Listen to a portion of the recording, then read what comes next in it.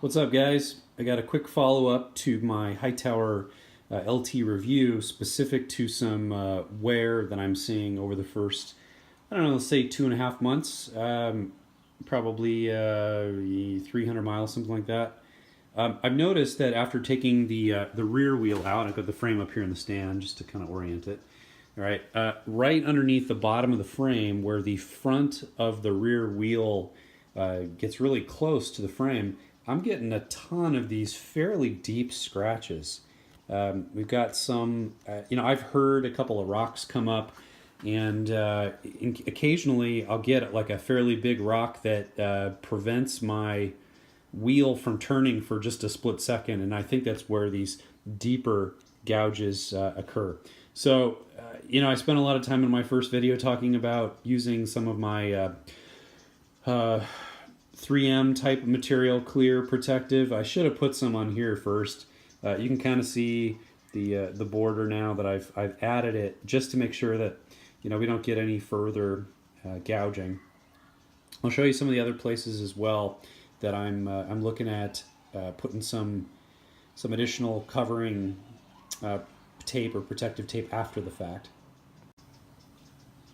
Another location that I need to add some more protection now, again, I should have done it before, but I didn't, was the inside of the drive side chainstay. You can kind of see here a little bit of scratching, and there's actually one fairly deep kind of pit. Just so you can see where this is occurring, in both of the chainstays there's a curved area on both sides that bulges around the wheel, the rear wheel. So this is right at the tightest point, the point of least clearance between the chainstay and the wheel. And I would say that this is definitely an issue with 29er wheels. I know that this particular frame is not designed to do 27.5 wheels, only 29ers, and the standard Minion DHRs are 2.4 inch width, so there's not a lot of extra clearance in there. So you can kind of see I'm getting some scratches there. I'm sure there's not a functional or a mechanical issue, but it's noticeable on an otherwise pristine bike. There are surprisingly no scratches anywhere else that I've seen so far. I am super pleased at the performance of this tape on the down tube here. You can see I'm trying to get the lighting such that you get a glare at exactly the right angle to see any issues, but you're not going to find any because this is completely protected from any scratching, any marks, any of that, with just this fairly thin 3M type material. And I was thinking initially, I was concerned that I might need something that was a little bit thicker, particularly on this location, because I was going to get a lot of rock strikes and that kind of thing. And I've had a fair amount of those rock strikes, but nothing. This is awesome. There's a little bit of dust on here, sorry about that, but I'm seeing zero scratches, divots, any of the rest of that stuff. And what I did, hopefully this is coming out here, I made this strip go all the way down here and just terminated right above the factory installed harder rubber bumper.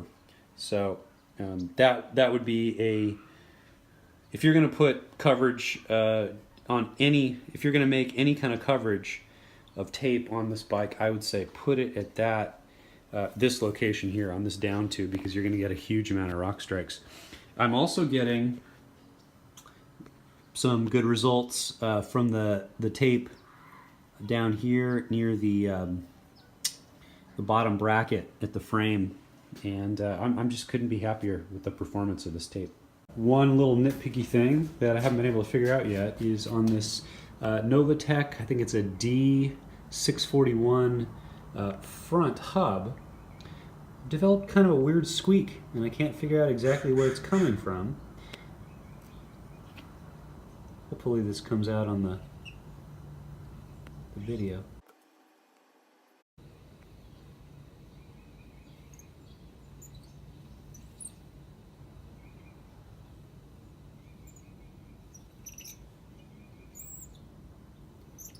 I've taken the caps and seals off of both sides of the hub, and but unfortunately haven't been able to get access to the bearing specifically.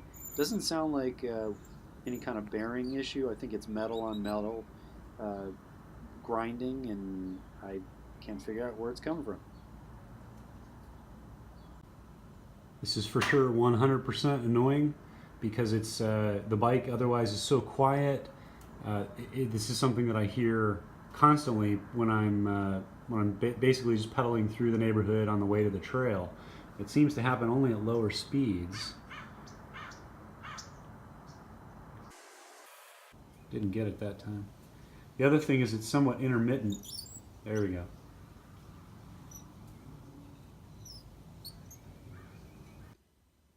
The last thing I wanted to share was with respect to this left chainstay, the non-drive side chainstay. I added a piece of the material after the fact, and I wanted to show you the difference in the application in terms of the amount of bubbles that show up when you do a dry application versus the wet, which I did previously. So remember, you can do this with a little bit of soapy water. You can spray it on. You clear the backing from the material, and then you can kind of reposition it. Not so when it's dry. It's kind of, you stick it and it's on there. And what you see is no matter how careful I was, I got a bunch of these bubbles. And they show up almost immediately, and no matter how much you try and push them out, sorry for the glare here, no matter how much you try and push them out, it's not possible to do so. I got 0 bubbles when I did the wet application before. So I would say my preference, even though it's a little bit more work, it's way more forgiving if you do the wet application with just a little bit of water sprayed on there and some soap. So that's it, guys. Thanks for checking out my video. I love my Hightower LT, and I hope you guys are getting lots of time to ride on your bikes. And if you have any questions, please leave me a comment below.